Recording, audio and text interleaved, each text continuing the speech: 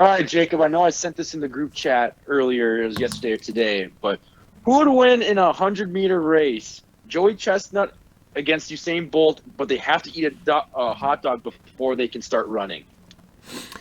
I actually saw this on TikTok the other day. Someone did a mathematical breakdown and decided it was Usain Bolt, but I disagree. I think Joey Chestnut would win due to his superior hot dog eating abilities, and I don't know if Usain Bolt can get through 100 meters with the side cramps he's going to get after downing that hot dog. Yeah, see, I think it's Joey Chestnut as well. I did my own little math, probably not as fancy as TikTok thing, but I watched a Joey Chestnut hot dog eating contest. His first hot dog he ate in like 5 seconds, and Usain Bolt, I about imagine, is going to take him about 10 seconds to eat that one hot dog. And I also looked up Usain Bolt's fastest time was 9.58 seconds, and then I also looked up on Google, granted, who knows, whatever website, and a non-elite athlete can run it, supposedly on average runs a 100-meter dash in 15 seconds.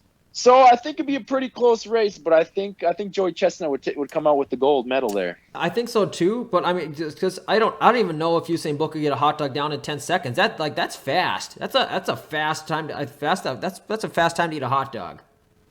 Yeah, well, and then on average, Joey Chestnut in the competition eats like 7. I mean, every 7 seconds eats a hot dog. Basically, it's like crazy. I don't know. I think old Joey Chestnut, and I feel like his speed's a little bit better than. I mean, he's a professional athlete, man. I mean, he probably runs that in like 13 seconds. Indeed, he is elite. So I'm Team Joey Chestnut all the way.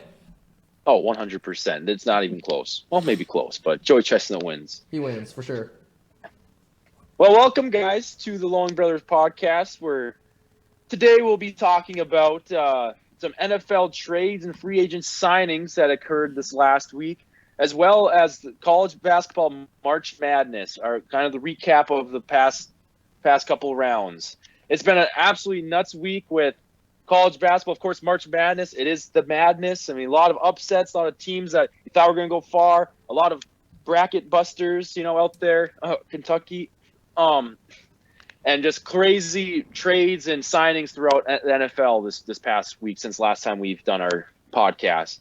But to start, before we jump into the madness of March, we're going to talk about the NFL and some of the trades and free agent signings that occurred. There were some big names going to places, some people that you might not have thought would have got traded. I mean, we were talking about the Colts last week. Look what they did. They found themselves a quarterback. And I think we'll just jump in right into that from talking about last week about what we thought the Colts would do after trading Carson Wentz. And they got their guy. Matt Ryan to the Colts. And then the Falcons end up signing Marcus Mariota after trading Matt Ryan to the Colts. And from what I'm pretty sure from seeing that, the Colts trade away a third-round draft pick in 2022 for Matt Ryan. And the Falcons end up signing Mariota. Jacob, we talked about last week about how the Colts, if they make a good move and get another great quarterback, the Colts can be great again. Is Matt Ryan that dude for them to lead them to a Super Bowl now? Or is he better than all these other quarterbacks that we said last week that could maybe come and replace? We didn't even think about Matt Ryan as a thing, and now he's at the Colts. I didn't realize Do you think that was a great trade for the Colts? I mean, I think so. If you think about it, the Colts basically traded Carson Wentz for Matt Ryan and an additional draft pick, which, I mean, that feels like a win, does it not? If you could have done, yeah, I mean, I would too. That's essentially what it is, because I mean, they got a second and a third, or they're swapping thirds or something with the Commanders, and they just traded that third-round pick for Matt Ryan. So they basically just like I said, they basically traded Wentz for Matt Ryan and a pick. I mean, and Matt Ryan probably only has a couple years left in him, but I mean, I think he'll be serviceable. Like I said, he's not a long-term solution, but I don't think they're looking for a long-term solution. I think they're just looking for someone to compete for the next couple years, and maybe they try again after that. And the Falcons, I think, are doing the same. I think Mariota's just a stopgap. I think he's only on a 1 or 2 year contract. And this move doesn't even clear space for the Falcons. Like I think they're eating like a $40-some million dead cap from this deal, so they're going to be paying like 20% of their cap this year to someone who's not even on the team, which is a little unfortunate. largest in NFL history, I believe. Yeah, and that is kind of insane, but that's just the way the cookie crumbles sometimes with these deals. Like I said, I think they're just realizing that they're nowhere near winning now, that they're better off basically just getting rid of Matt Ryan and trying to tank it. I mean, that's what this move looks like. Yeah, I'd agree too. Last week, if we would have brought up the fact like that was an option in our head last week, and we said, the Colts trade Carson Wentz. I know I said last week I thought it was stupid, and I was like, unless they go out and get some dude, and I didn't really think there was many people available at the time. And I mean, look at it now. They got Matt Ryan. If you told me that last week, I would say that's an upgrade. I said the Colts made the right decision, trade Carson Wentz, and I think Matt Ryan, he's a good quarterback. I just think I think it's time for the Falcons to move on from him. He's been there just about as long as the freaking Lion that Matt Stafford's with the Lions, and I just think it's just time for them to depart and Falcons to start rebuilding, kind of putting a new look out there. And I mean, I know the Colts weren't the Rams like last year, but I think Matt Ryan on the Colts makes them a pretty tough team to beat. I think so too. I mean, I think he's definitely an upgrade. I don't know how much of an upgrade, but he's definitely an upgrade of some sort.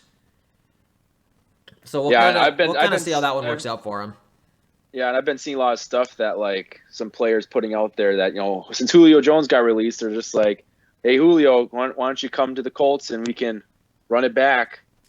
Like I think it'd be cool to see Matt Ryan and Julio Jones add up, but I mean, granted, back together, but they're both getting older and they're not like they used to be when they were younger. That connection, but it'd be cool to see. Still be pretty awesome. I'd have to admit. But. Well, moving on to another trade that happened, that we have Deshaun Watson to the Browns, which honestly, the day before that trade happened, the Browns put out there that they've been officially eliminated from even getting Deshaun Watson. And the next day, Deshaun Watson tells the Texans that he wants to be a Cleveland Brown. I don't know why he wants to be Cleveland Brown. That's beyond me. I mean, I guess the pieces are all there, but I just hear Cleveland and the Browns. It's just I can't imagine. But the Texans received 3 first-round picks, a 2022, 2023, 2024, 1 third-round pick in 2023, and 2 fourth-round picks, 2022 and 2024. The Browns received Deshaun Watson and a 2024 6th-round pick. Jacob, who won this trade if maybe both of them won this trade? I mean, I feel like and also too, is this a good spot for Deshaun Watson for the Browns? I don't think that's a bad spot for him. I think the Texans got a good haul. It's not as good of a one as they would have gotten last year, but I mean they got plenty of firsts out of it. Some mid-round picks and all sorts of fun stuff like that. So I mean, I think they got his contract off the books. Like I said, they can start rebuilding here. I mean, that organization has been a mess for my whole lifetime, so maybe they can start to figure things out here. I kind of thought they were starting to figure things out with Deshaun Watson, but we know how that turned out. So maybe they just needed one more try. But as far as the Browns, I don't know. It's just puzzling to me that the Browns literally said that they wanted an adult to play quarterback, and they went and drafted a guy with major legal problems and is definitely bad with women. So it's one of those things where it's like I don't quite understand the Browns move here. Like I don't think like they definitely didn't upgrade in terms of PR. Another thing to note is that they made this first year of his pretty much all signing bonus because so that way he still gets paid if he gets suspended, because if he gets suspended he only loses his base salary, which this year is only $2 million. So the Browns are kind of, I mean, like, just based on the way they structured that deal, they're still concerned that he's not going to get to play, and Watson's probably concerned about that, so he said, hey, I want to get paid this year, so we're going to make this a really big signing bonus, and I'll only take $2 million in my first year of my deal. So, I mean, that was probably a requirement on Deshaun Watson's side to waive the trade. So, I mean, I don't know, it just seems really wonky from Cleveland's standpoint. I mean, I do think that they could maybe win a Super Bowl. You never know. I mean, that roster's good. They play good defense. They run the football well. And now they, have in my opinion, much better quarterback than he used to have. But, maybe he's not. He hasn't played a football game, and it'll be for 2 years, almost 2 years. So I don't know. Yeah, no, I think it's great and you said, like, the Texans could have got more from me. Honestly, I don't think they would have gotten much more than maybe one more first-round pick or, like, maybe one rather – I think this is about what they would have gotten 2 years ago from him. Maybe, like I said, one more.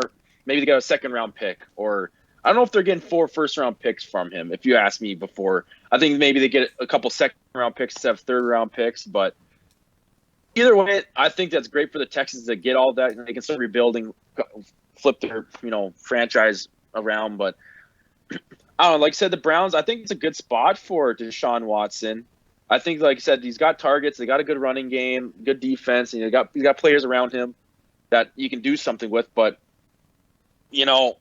for the Browns, they have to be hopefully for the Browns standpoint that Deshaun Watson is just as good as he was when he played 2 years ago, and hopefully he's not sloppy and rusty. Hopefully he comes into the game and once that 1 year, whatever his last couple of years of playing before this all happened, he was one of the best quarterbacks in the league. But he hasn't played for how long? You don't know what's going to happen there, especially with all his legal stuff. Like I said, he might be suspended or crap might happen there, and it goes sideways. But I mean, the thing is, like he's good on the legal end, but like I said, the NFL could still suspend him. He still has civil suits he's looking at. So I mean, it's one of those things where it's like, I mean, honestly, like at first, it kind of seemed like the Texans were kind of up to, were kind of conspiring and making it look like he was a bad guy to lower his trade value. So he basically, so they're trying to trap him. But then it came out it was 22 women, and you're like, okay, he's probably not a great guy. Like that's 22 people. Like I said, I mean, and the Browns wanted to upgrade to someone more mature and all sorts of fun stuff, and then they traded for a PR nightmare. So I don't know. It just doesn't make a whole lot of sense to me. But like I said, I mean, I think he could. Said maybe they win a Super Bowl and it all works out. Who knows? But yeah, well, and I'm not going to say much about it, but they're upgrading from Baker Mayfield to Deshaun Watson, which they still have Baker Mayfield. Jacob, you don't have to go into and make maybe why you think that, but like, where do you think Baker should want to go, or where do you think the Browns are going to trade him to, and what should they get for him? So just simple enough, where they should trade to, and what do you think they can get for him? Right now, the only two places that I've seen that have shown any interest are the Seahawks and the Panthers.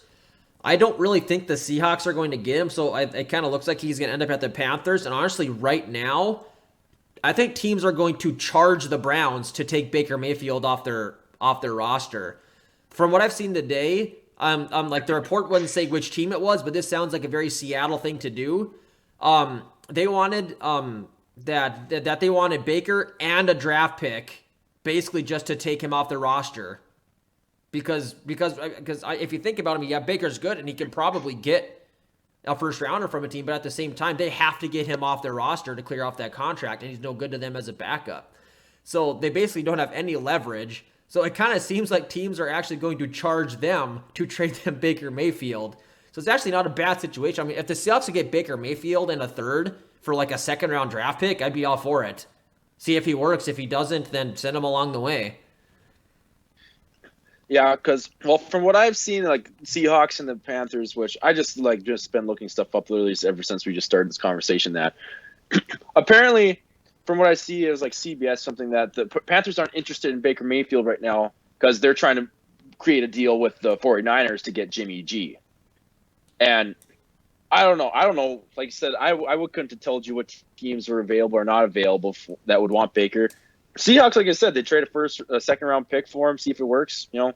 I honestly don't think that'd be bad at all to take Baker Mayfield for the Seahawks. I mean, he has potential there, but I don't know.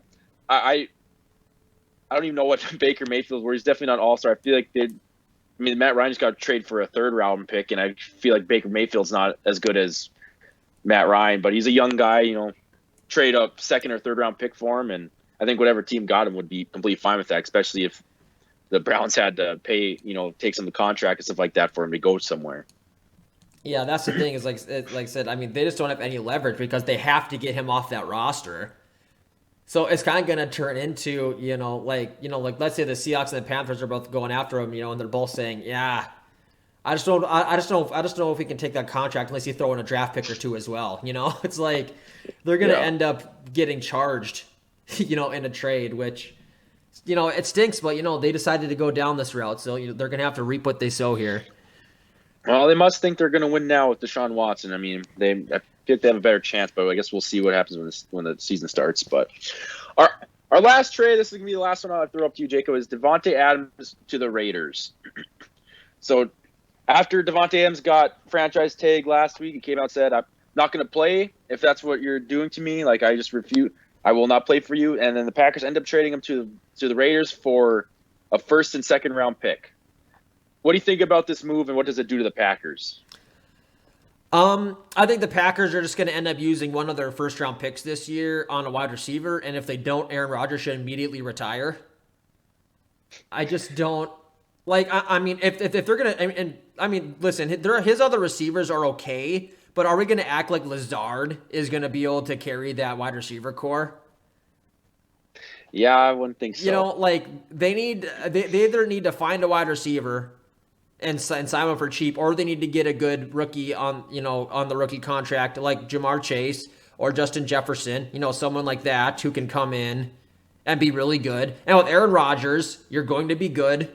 Like I said, Aaron Rodgers makes Alan Lazard look good. I mean, as long as he can run routes and catch the football, you'll be fine. So they need to bring in a wide receiver in the draft, maybe even two. They have plenty. They have some options now in the first round and second round. But I mean, I don't really know if they had.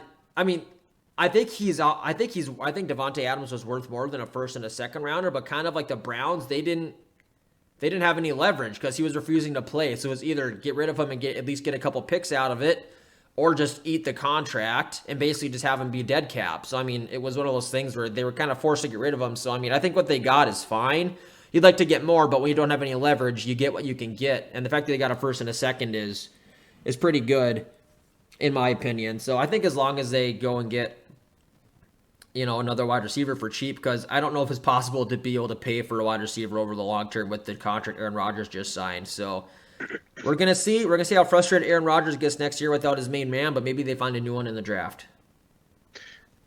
Yeah, and like I said, I mean, Julio Jones is out there. I don't know what his contract looks like or anything. I mean, I know he's not no Davante Adams, and like I said earlier, he's kind of older, kind of getting up in his age now. He's not what he used to be, but I think it's going to hurt the Packers. I mean, Aaron Rodgers can work with about anybody. I mean, Tom Brady has won Super Bowls with not a lot of people around him either, and he'll make it work. I think they'll find somebody. They'll probably draft a wide receiver this year, maybe try to trade or get somebody else for. But I don't know. We know Packers with past, drafts. Aaron Rodgers hasn't been too thrilled about draft picks that they've picked up in the past. So, I mean, they ended up drafting a quarterback when he wanted a wide receiver, and we know how all that worked out. Yeah, well, maybe they trade. Maybe they need to trade Jordan Love. They need to and try to get a receiver out of it. Maybe they trade Jordan Love for a draft pick and get a wide receiver. They trade Jordan Love for a wide receiver or something. A linebacker because they lost to Darius Smith to the Vikings today in free agency. Yeah. So I mean, they're out a really good linebacker too. So I mean, they need to do a little bit of reloading here. So Aaron Rodgers can thank himself if they can't get the talent in. But it'll be interesting though to see what the Packers do. And I think it'll be interesting for the NFL. The NFL is going to look a lot different next year when the season starts. All these quarterbacks moving and players moving around. It's going to be different NFL than we've seen the past couple of years. Yeah, I'm looking forward to it though. Get a little mix up and all that fun stuff. Yeah, but like moving on from there, we can finally get into the madness. We had the first two rounds of the NCAA March Madness tournament this week. A couple upsets, a couple teams that you thought maybe you were going to go far in your bracket fell short in the first or second round.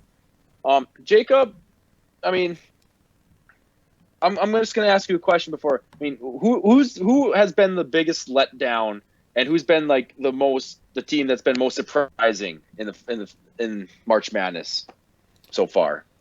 I mean, I think an obvious answer is Kentucky, but outside of Kentucky, I'm going to say Iowa just because I had them in my Final Four. I knew I shouldn't have. I knew it was a bad idea, but I did it anyway because I really liked them and I let my emotions get in the way of the numbers and and all sorts of fun stuff like that. I said I think like 10-12% of teams had them in the Final Four. So they're a popular lower seed pick. I think a lot of people thought that they were underseeded, and they proved why they were why they had that 5 seed. They blew it. Said, I mean, we were talking before. I saw minimal effort out of them. I watched most of that game, and they just looked sloppy and slow. And I mean, it just kind of looked like they thought they'd just be able to walk in there and they would just kind of take the win. You know, I think they're riding a high from winning the Big Ten. I kind of think they just deserved the win, and it just got ugly for them. It kind of looked like they were going to come away with it. They wanted like an 11-0 run, took the lead by 6 with like 14 minutes left, and at that point you kind of thought they were turning it on and it was game over. Then they just kind of went back to their same old, not same old, but to them, they went back to how they played in the first half and just no energy, just looked sloppy. So that's kind of my biggest disappointment, I think, is Iowa. Yeah, I'd probably have to agree with you there. Like I said, clearly Kentucky is the obvious one. But I'll even go as far as saying, Auburn. I mean, Auburn losing to Miami in the round of 30. I mean, one of the top teams. I mean, everyone I feel to be one of the 2 seeds to, they were up there all year round. Honestly, besides Kentucky, who ended up losing, I would have said maybe Auburn was the next favorite 1-2 seed to win it all. And to lose to a number 10 ranked Miami, I mean, and not in a close I think game, that's a little bit of a, yeah, they lost 79-61. They just were handled that game. And I think that's just probably a little upset, I think that's most disappointing. Because I thought Auburn had a lot of potential this tournament. I thought I didn't honestly think they'd get tested until they got to like the, Sweet 16 when they played a team right there. I thought the first 2 rounds they would waltz through, but I mean, that's March and that's the madness. So I will say this though, my team that I think that's like, really shown, honestly, there's 2 teams, and honestly, they're both of our teams. It's North Carolina and Michigan. I mean, North Carolina has looked tough this tournament. Honestly, when they ended up beating Baylor in overtime, but they're up 25, and really that lead broke. I told you before, it shows that Manick got ejected with a flagrant 2 foul that happened in the game. After that, it just went south. I mean, he had like 26 points and 10 rebounds at the time. There were still like 11 minutes left in the basketball game, and Michigan has looked tough too the first 2 rounds, and I think Michigan and Villanova will be a tough game. But Jacob, so we have our Sweet 16 set right now. Who are your favorites, or who looks good to you I'm just going to say get to the Final Four? I'm not that confident. I think the team I'm most confident in right now would probably be, I don't know, because Arizona hasn't looked good, and Houston has looked awesome. For anyone that read my blog, LOL, Houston's ranked like number 4 in like all the advanced metrics, but they got pursued super low because their eye test is bad. So I mean, they could definitely give Arizona a ride. I'd say my most confidence is probably in like Gonzaga, but they've looked awful. They played terrible in the first half against Georgia State. They were down like 9, after the end of the first half against Memphis. I mean, and they came back because Drew Timme just went on a tear in the second half. So I mean, I just don't. Yeah.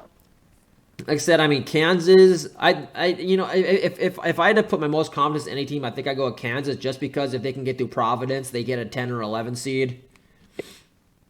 And Creighton was a tough matchup. I don't know. I mean, Providence, the thing with Providence is they stuck around that number 10 to 12 rank all year, but they never really beat anybody. So, I mean, I don't really know if Providence has it in them. So, I mean, I kind of think this might be the year Kansas doesn't blow it.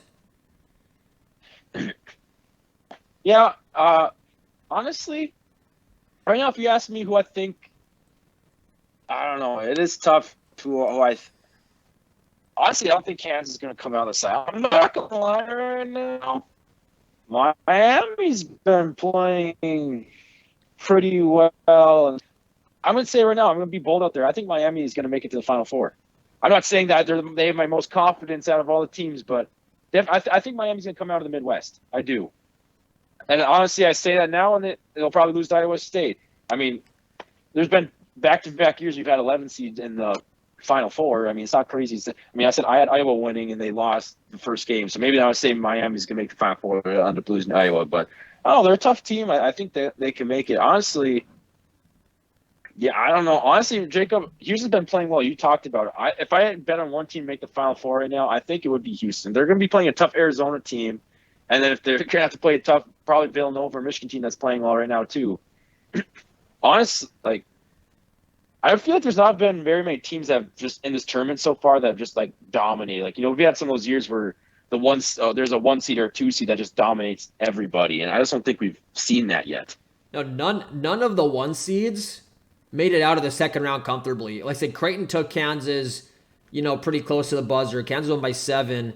Arizona only won by 5 against TCU, and that went down to the almost down to the buzzer. And Gonzaga was down by 9 at halftime, and they were down by double digits at one point in the first half. So I mean, none of them, made it comfortably out of. I'm looking like all the scores of the second round, and the only team that really got out of the second round, relatively comfortably were like Providence. Had a pretty easy UCLA. time with Richmond, UCLA, who I have making it to the Elite Eight, and I'm going to stick with that because UCLA has looked pretty good most of the year. And if anyone remembers my breakdown, that was my first game breakdown. And when they dismantled Arizona, granted it was without Tubelis, but still, I said this team can make a deep run, and I still believe that. So, yeah, and like I said, I think that's my favorite in that region right now. I said this last week too that. All year round prior to March Madness, like the 1 seeds, like number 1 seed in the country jumped around. It seemed like as soon as someone had the 1 seed, they got upset and lost. Like it just was constant. That it just seemed like there was upsets all year round, and it's just crazy. It's just I think this was a year, like I said, that I don't think there's gonna be a team that's just gonna waltz through. And I kind of said that too. I don't think there's a team that we say like, everyone's Gonzaga is a favorite. Where people just like. There's always been the usual, Gonzaga is the best team. They're going to win. Easily go to, those people that just say they're going to go to the Final Four. Easily, and they're going to waltz through it. But Gonzaga struggled. And honestly, I think they're going to handle Arkansas. Arkansas has won some close games here. I mean, 1 by 4 against Vermont, 1 by 5 against New Mexico State. I feel like Gonzaga, I think whoever wins between Duke and Texas Tech, I feel it's going to beat Gonzaga. But Gonzaga is a team, though, they can get hot and – to me, they got some dudes on Gonzaga. They just need to actually perform. And I'm not going to lie right now. I know they're my team, but I think North Carolina is going to make some noise here. I think if they beat, and I told you this before the show, I think who wins between North Carolina and UCLA is going to go to the Final Four. I think they'll beat Purdue or St. Peter's. And I'm going to go as far as saying this, Jacob. I think whoever wins between North Carolina and UCLA makes the championship game. UNC is playing some damn good basketball right now, and I know I'm their fan. I'm a little more biased, but I've watched their games to end the season. Early on in the season, they did not look that good. They weren't really competing with good teams, but towards the end, they proved it. I mean, they beat Duke, Coach K's last game in Cameron Indoor. Lots of Virginia Tech was hot, and I'm rolling with my Tar Heels right now. I'm betting on them right now. If I could go put $10 on a team, I would put it on UNC just because I love them. They're my team, and I just think they're playing really well right now. They score. I mean, they've scored 90 points in the past 2 games. It depends on their defense. They have dudes on their team that are going to score. It just depends on if their defense can show up for them. And against UCLA, it's going to have to. Yeah, I mean, UCLA is not exactly a good team to not show up defensively against. But I mean, UCLA can also struggle. They didn't score 60 points against Akron in the first round. When they almost lost that first night, I almost had a meltdown because I think I would have lost half my Elite Eight in the first day. Not even the first round, the first day. I would have lost 3 out of my 8 Elite Eight teams on the first day of if UCLA wouldn't have came back and finished the game against Akron. But I still like them. They easily took care of St. Mary's, and St. Mary's is a good team. St. Mary's has beaten Gonzaga, and they played them tough in the WCC tournament. I'm gonna be bold. I think this is the first year that a 15 seed makes the Elite Eight because I just don't believe in Purdue's defense enough. It's a bold prediction.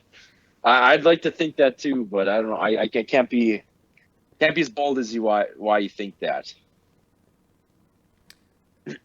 I know Purdue, like you say, they can't defensively. They're not there. I haven't watched St. Peter's, and I was telling you the story about we talked about early Kentucky and St. Peter's, like just completely how a 15 seed like that, when you got a program like Kentucky, how does it happen? But it's March Madness. That's what happens. But I think it'd be cool to see a 15 seed. Honestly, if St. Peter's can keep it going, how cool it'd be to see them in the Final Four. I mean, and it's only a matter of time. I mean, last year Oral Roberts only lost to Arkansas by 3 or 4, and I think they were winning late in that game. Yeah, they were. I mean, and I think Oral Roberts' team might have been a little better last year, but like I said, I think Purdue's a little more upsettable. Like I said, I mean, in St. Peter's took Kentucky to overtime and then beat them in overtime. I said when that game went to overtime, they're done because they can't go as deep. Kentucky got a little bit of momentum back, but they finished that game. They honestly, they pretty much handled Murray State, and Murray State's ranked in the top 25 for the back half of the year. Murray State only lost like 4 games this year, and Murray State going into the tournament, I think had the longest win streak. I think they had like a 21-game win streak. So I mean, yeah. And now I think St. Peter's might have the longest win streak because St. Peter's had like the 3rd longest win streak going into that game. So like St. Peter's is one of the hotter teams in the country. And like I said, Murray State was the hottest team in the country by far, and they handled them easily. They beat Kentucky. They took them to overtime and had a really nice overtime. So I mean, this is a good 15 seed. I don't know why. I think they're just playing good basketball at the right time, which is what the tournament's all about. Yeah, for sure. Honestly, Jacob, and I don't know if you've seen or watched anything, but was there any games in the first couple of rounds that you really enjoyed, and if not, maybe you just enjoyed it all, like everybody loves March Madness? Who do you think's been the top performer of the tournament so far? If you could, even if their team is lost already, up to the rounds right now, who do you think's performed the best? I mean, kind of like earlier, I mean, I'm going to say just St. Peter's just because, I mean, they comfortably beat Murray State. They took down Kentucky, but outside of that, relatively obvious thing. Whoo, boy. I'm really, like you said earlier, I'm really impressed with Miami. They almost lost to USC on a buzzer beater half quarter. And they easily took care of Auburn, who said Auburn was very good, and they didn't play well in the first round. So that's a tough. But honestly, I think the team I'm most impressed with is definitely North Carolina, because Marquette's a good team, and they beat them by over 30, which is more than all the 1 seeds beat their 16 seeds. And they were tromping Baylor, like I said, until Maddox got thrown out. So I mean, I think they've been the most impressive team so far. They've looked like the best team so far, frankly. Well, and I'm just sorry to interrupt you. I also very good points meant there. I also meant just player. Has there been a player that's been playing good these last 2 games? There one player that was really impressive throughout the first couple of games of the tournament. I mean, none of the really big players have been impressive. Keegan Murray stunk. Like I said, Chet Holmgren hasn't looked fantastic. But who's played really well is Andrew Timme from Gonzaga. Hunter Dickinson from Michigan has been fantastic. Who else has played really well? Manick, like you said, has been awesome for North Carolina. But I think I'm gonna go with probably Andrew Timme. I think he's been, like I said, he's been great. And his second half, I think he missed one shot in the second half. I watched the whole second half of that Gonzaga Memphis game, and he was ridiculous. Jared, he was hitting fadeaway jumpers, and he never shoots those. Like I said, and he has the best footwork in the post I've ever seen. Like I said, he was making every jump hook, every shot. I mean, he was even driving. He was catching them on the perimeter and taking dudes off the dribble. He was just feeling himself. He looked really good. So I think I'm going to go with, I haven't seen all the games, but of all the games I've watched and from everything I've seen, I think I'm going to go with Drew Timme from Gonzaga. Yeah, he's played well this tournament, and like I said, he's probably the only reason why they ended up coming out with a win in the round of 32 there. He had himself a game, and like I said, just the people that you thought were going to, be top players in the tournament, haven't really performed all that well. The one player I will say is from UNC, that's Brady Manick, dude. The first game he had, it was 28 points, I believe, and I can't remember the rebounds and stuff like that, but in the second game before he got ejected, I'm on his stats right now. He played 28 minutes. He had 26 points, 5 rebounds, and 2 assists.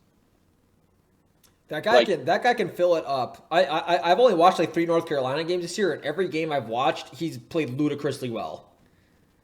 Like I said, I watched I've watched towards the end of towards the end of the season. I watched a couple of his games and stuff like that. But he just shoots the ball super well. Like it's not. He's just big. I mean, he's just a big white dude. I mean, that's what else you can expect. I wouldn't expect another different player to come do that for them. Just a straight lumberjack. Like he's been playing unbelievable these first two games. I think he's going to be the key for them to, make an even bigger run in this tournament. If hopefully they can, I want to see them being able to do that. But I guess we'll see. Well, the thing is, about like his 3-point percentage is actually like throughout these games was unreal. Like I'm trying to find his player stats here for his game log here. Yeah, against Baylor, he was 4 for 8 from the 3-point line, and then against Marquette, he was 5 for 10. Like he's shooting 50% from the 3-point line right now in these first two games. Like it's just ridiculous. But that'd be my pick for it. But I don't know. We have a lot of madness left to go in this, and I don't know if you want to have anything you want to specifically talk about or not about March Madness or not, Jacob. I guess I just want you to tell me, is your bracket more messed up than mine? I picked 7-16. I picked 7 out of 16 Sweet 16 teams, and I only have 4 of my Elite 8 teams alive, and I lost 2 of my Final 4 teams on the first day. Well, Jacob, this might be the worst bracket I've ever done. Jacob, put it this way: in the first day, I had Kentucky playing Iowa in the championship and Iowa winning. So that can about tell you. That about tells you. Honestly, my Sweet 16 is not looking that bad. I mean, granted right now in my actual one, I have 10 of the 16 left, but I mean that's not good, but it's not bad. But then after that, yeah, we get to the end of it. I have Kentucky and Iowa playing each other, but yeah, no, my bracket was busted after the first day. I remember talking to Uncle Mitch, and after Iowa lost, I was like, well, I had them winning, and he just laughed. And then later in the day, I'm like, well, my bracket's really screwed now. He's like, you had Kentucky in the championship against Iowa. I was like, yep. Like, my bracket is over. I think I'm in like the 30 percentile or something like that. I'm sitting in like the 20th. I had Iowa and Kentucky in the Final Four, but then losing out. So my championship matchup is still intact. But I will say this: my school one though that I made is not looking that bad. I have Gonzaga versus Villanova in that one, and I have all 4 of my Final Four teams. I have Gonzaga playing. I believe I have them playing. It's UCLA or North Carolina. I can't remember which one I have. And then I have Villanova playing. I have them playing Miami in my school one. Nice. But besides that, though, I haven't predicted anyone. Like, my school one's just trash, but I still have all 4 of my Final Four teams. And this is my school one, so I was just like, I'm just going to pick. I was like, I told myself, I was like, there's been 11 seeds that made it the past 2 Final Fours. I was like, I'm picking a 10 or 11 seed to make the Final Four, and I picked Miami to go from that side because I didn't like the 1 seed over there with Kansas, and thought that side was a little easier, so I just picked Miami. So kind of interesting. See how that one goes. If I had to pick a team out of that region other than Iowa, which is who I picked, I probably would have Auburn, who also lost. So that shows, like I said, I mean, that's why it's called March Madness. I mean, crazy things really do happen. I mean, and all sorts of fun stuff. But I mean, I don't think you've said. I mean, now that your teams are out, I mean, who do you think is going to win the title now? Oof. I don't know, dude. It's tough.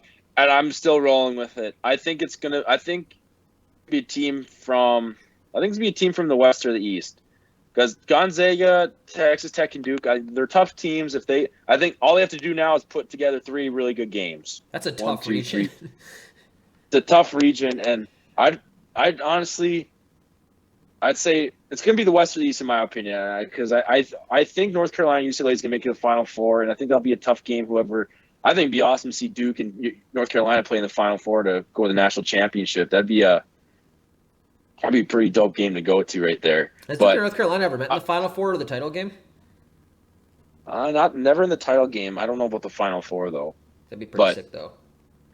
I don't know. I can't even pick a team, but I think it's gonna be from the West or the East is the favorite. Honestly, in the East, I'm saying North Carolina, UCLA, and then whoever I have no idea right now. Unless if you have a favorite, I don't. There's not one team I think is higher than more than another team right now to make a run. And if there was a team, Houston's been playing well, but I don't want to bet on them because they're coming from a tough side too, having faced Arizona and then possibly a good Villanova team if they beat Michigan. So Yeah, Houston's been really impressive, but my problem is they're playing Arizona, who I have winning, and like I feel like I need to stick to my guns, even though Arizona hasn't done anything to boost my confidence in them at all. But I just kind of wanted to see what your thoughts were after your two teams lost on the very first day of the tournament. I mean, and yeah. listen, I picked Virginia to win it all the year they lost to UMBC, so I'm not going to act like I've never had the team I picked lose to a low seed before. It happens to the best of us. And what you're gonna do next year, Jared?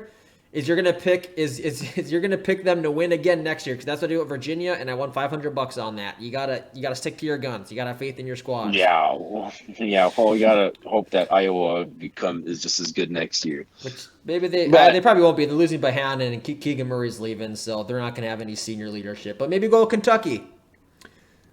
Yeah, well, we'll see what happens next year. Well, I think just to conclude this show, Jacob, I just want to. I don't know if you have the bracket in front of anything. I just want you. I want you to predict who's going to win all these Sweet 16 games. Just give me a quick rundown of who you think's going to win them all, and we'll see how our predictions turn out into next week. All right, I'm going to go Gonzaga versus Arkansas. I'm going to take Gonzaga. Texas Tech. I'm going to go with you. Just a second. I'm going to go with you here. I'm going to take Gonzaga too. All right, Texas Tech, Duke. I'm going to take Texas Tech there. I also have Texas Tech. That's actually my original Elite Eight, so that's one of those things where I'm sticking to my guns. I had that one too. I'm going to take UCLA over North Carolina because I have them in my Elite Eight, and I'm going to stick to my guns.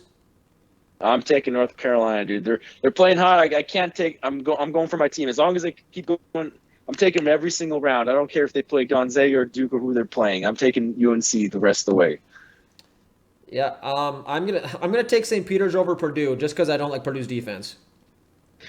Yeah, I'm gonna take Purdue just because I don't think a 15 seed's gonna make it to Elite Eight. I think this is the year, but we've discussed that.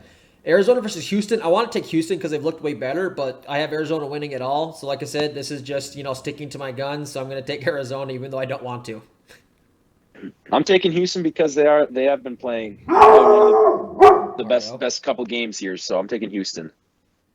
I am going to take Michigan over Villanova, just like how you take North Carolina. I got to ride with the squad, so I'm going to take Michigan, and they're playing very well. Hunter Dickinson has looked great.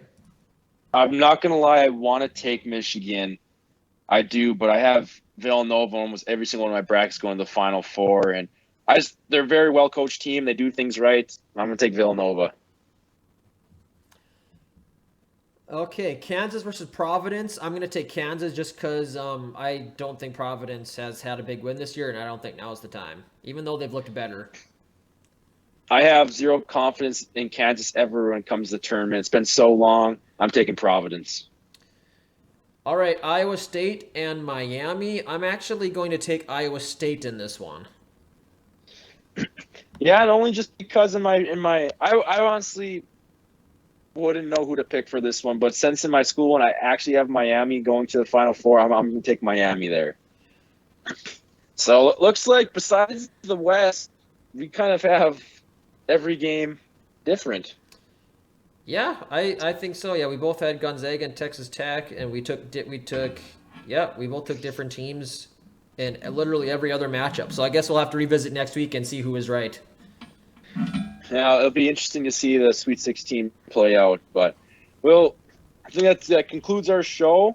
Look forward to talking to you guys about the results of the Sweet 16, and maybe there'll be some more crazy things happen in the NFL or other sports that we can talk about as well. But looking for some more madness and hopefully some more upsets coming up here in March Madness. I'm all for it.